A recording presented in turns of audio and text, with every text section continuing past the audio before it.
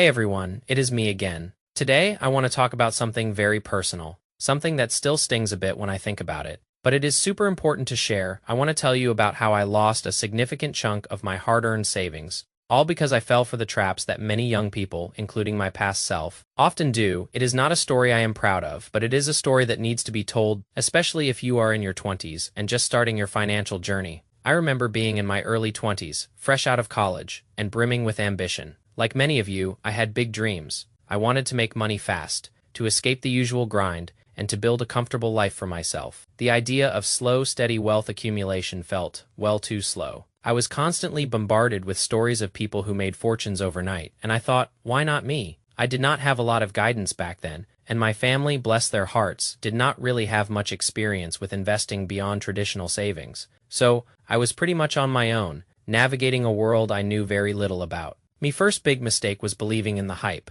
I saw these ads, these social media posts, these online gurus promising incredible returns with minimal effort. They painted a picture of quick riches, of doubling your money in a short period, and it was intoxicating. I did not understand that high returns almost always come with high risks. I just saw the shiny outcome and ignored the dangerous path. I was naive, and I was desperate to catch up, to get ahead. I started with what little savings I had accumulated from part-time jobs and some initial full-time work. My approach was simple, if you can call it that. I would follow tips from online forums, listen to whispers about the next hot stock, and basically chase whatever was trending. I thought I was smart, that I was staying ahead of the curve. But in reality, I was just blindly following the herd. This led to a lot of short-term speculative trading. I would buy something because it was going up, hoping it would keep climbing, and then sell it once. I saw a slight dip, usually at a loss. It was emotional, not logical. I was constantly checking my phone, my mood swinging with every market fluctuation. Then came the bigger blunders.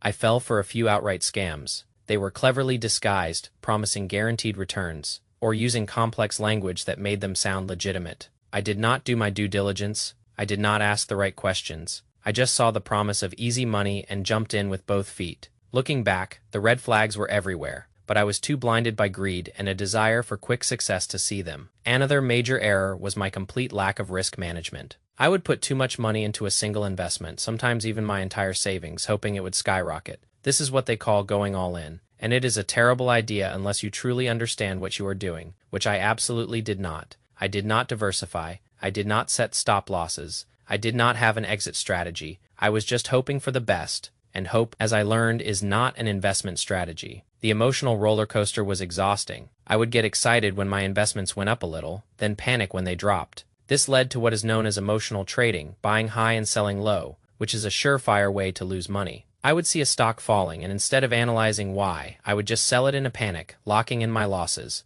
Then, I would see another stock rising and jump in, often right before it started to fall. It was a vicious cycle of fear and greed, and it cost me dearly. Over time, all these mistakes added up. The short-term speculative losses, the money lost to scams, the heavy losses from not managing risk, the emotional trading, it all chipped away at my savings. Slowly but surely, the money I had worked so hard to earn, the money I had envisioned using for a down payment on a house or for further education, was gone. It was a crushing realization, a truly humbling experience. I remember looking at my bank account and feeling a profound sense of regret, even shame. I had let myself down, and I had nobody to blame but myself. But here's the thing about hitting rock bottom. It forces you to reevaluate everything. It was a painful awakening, but it was also a necessary one. I finally understood that the get-rich-quick schemes were just that, schemes. There is no shortcut to sustainable wealth. It requires patience, discipline, and knowledge after that major setback. I decided to do things differently.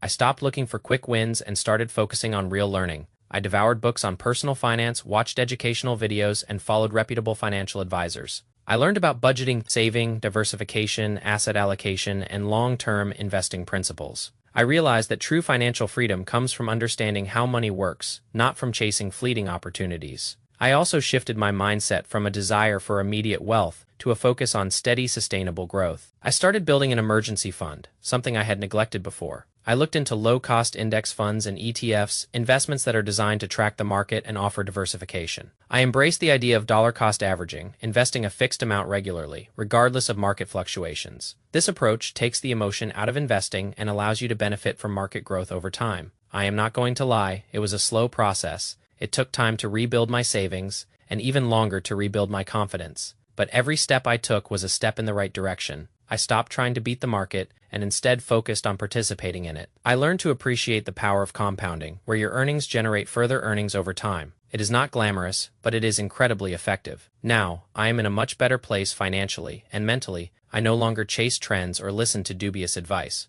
I have a clear financial plan, and I stick to it. I prioritize saving, I invest regularly in diversified, low-cost assets, and I avoid unnecessary risks. I understand that setbacks are a part of life, but I also know how to recover from them and learn from my mistakes. My past self, that eager but uninformed young man, really needed a mentor, someone to lay out the cold, hard facts of finance. He needed to hear that the path to true wealth is often unexciting, built on consistent small steps rather than massive leaps. He needed to understand that real success in finance is about minimizing big mistakes, not just hitting big wins. And most importantly, he needed to learn patience, a virtue I sorely lacked back then. I remember the feeling of euphoria when an investment briefly went up, only to be followed by the crushing weight of disappointment when it inevitably came tumbling down. This cycle of emotional highs and lows was not only financially damaging but also incredibly stressful. It affected my sleep, my relationships, and my overall well-being. I was constantly worried, constantly checking charts, constantly chasing the next big thing. It was an unhealthy obsession that consumed far too much of my mental energy. One of the biggest lessons I learned, and one I cannot stress enough, is the importance of understanding the underlying fundamentals of what you are investing in. I used to buy stocks or crypto because someone on a forum said it was going to the moon, or because a friend mentioned it over coffee. I did not understand the business,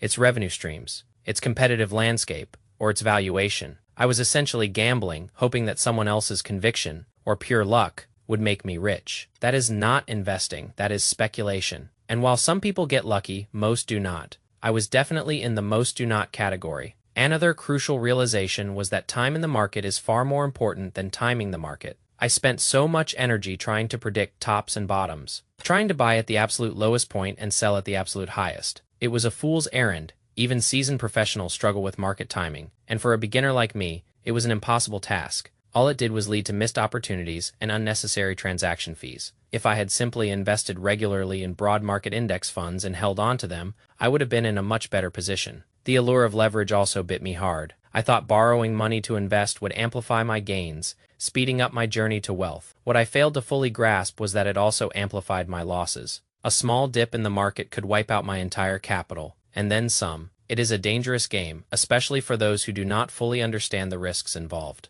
I saw leverage as a tool for accelerated growth, not as a double-edged sword that could cut just as deeply. The culture of immediate gratification also played a significant role in my downfall. We live in a world where everything is available instantly, and that mindset often creeps into our financial decisions. We want instant returns, instant wealth, without putting in the time and effort. But real wealth, lasting wealth, is built slowly, patiently, and methodically. It is about planting seeds and nurturing them over years, even decades, not expecting a fully grown tree overnight. I also made the mistake of equating net worth with self-worth. When my investments were doing well, I felt successful and intelligent. When they were down, I felt like a failure, a fool. This unhealthy attachment meant my self-esteem was constantly tied to the fluctuating value of my portfolio. It is a dangerous game to play, and it leads to irrational decisions. Your worth as a person is not determined by the size of your bank account. That is a fundamental truth I had to learn the hard way. So what does this all mean for you, especially if you are just starting out? My advice, born from painful experience, is this. First, educate yourself thoroughly. Do not rely on social media gurus or anonymous online tips. Read reputable books on personal finance, take legitimate courses from established institutions,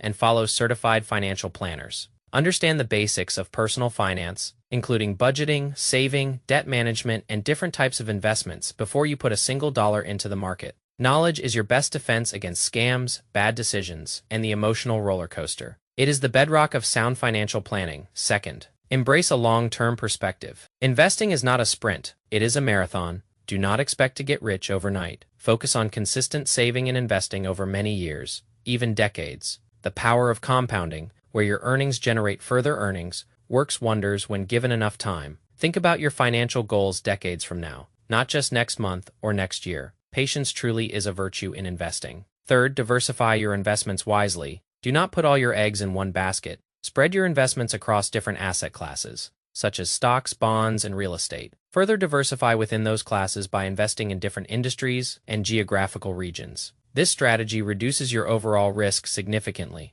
If one investment performs poorly, others might perform well, balancing out your overall portfolio and protecting you from massive losses. Fourth, understand and manage risk meticulously. Every investment carries some level of risk. Your goal is not to eliminate risk entirely, which is impossible, but to understand the specific risks associated with each investment and manage them appropriately for your personal financial situation and risk tolerance. Never invest money that you cannot afford to lose. Set clear limits for yourself, such as stop losses or allocation percentages, and have the discipline to stick to them. Fifth, avoid emotional trading at all costs. Market fluctuations are a normal, inevitable part of investing. Do not panic sell when the market experiences a downturn, and do not get overly excited and buy at inflated prices when the market is booming. Develop an investment plan based on your financial goals and risk tolerance, and then stick to that plan through thick and thin. Make rational decisions based on thorough analysis and facts, not fleeting emotions like fear or greed. Sixth, be highly skeptical of anything that promises guaranteed high returns with little to no risk. These offers are almost universally scams. If an investment sounds too good to be true, it almost certainly is. Always conduct thorough due diligence, ask probing questions, and verify the legitimacy of any investment opportunity with independent sources before committing your hard-earned money. Do not let greed cloud your judgment. Seventh, build a robust emergency fund before you even consider investing. This is foundational personal finance. Make sure you have enough easily accessible money saved to cover at least 3 to 6 months of your essential living expenses. This fund will act as a critical buffer, protecting you from unexpected financial challenges such as job loss, medical emergencies, or unforeseen car repairs, without forcing you to sell your investments at an inopportune time, potentially locking in losses. Eighth, regularly review and adjust your financial plan. Life changes, and your financial goals, risk tolerance, and personal circumstances will evolve over time. Periodically, at least once a year, review your budget, your investment portfolio, and your overall financial strategy to ensure they are still aligned with your current situation, future aspirations, and long-term objectives. Flexibility and adaptability are key components of a successful financial journey. Finally, do not be afraid to seek professional financial guidance. A qualified and ethical financial advisor can provide invaluable personalized guidance, help you create a comprehensive and realistic financial plan, and keep you accountable to your goals. When choosing an advisor, always make sure they are a fiduciary, meaning they are legally and ethically obligated to act solely in your best financial interest, putting your needs above their own. My journey has been a tough one, full of costly lessons and painful realizations, but it has also taught me resilience, the power of perseverance, and the profound importance of financial literacy and discipline. I hope by sharing my raw, unvarnished story,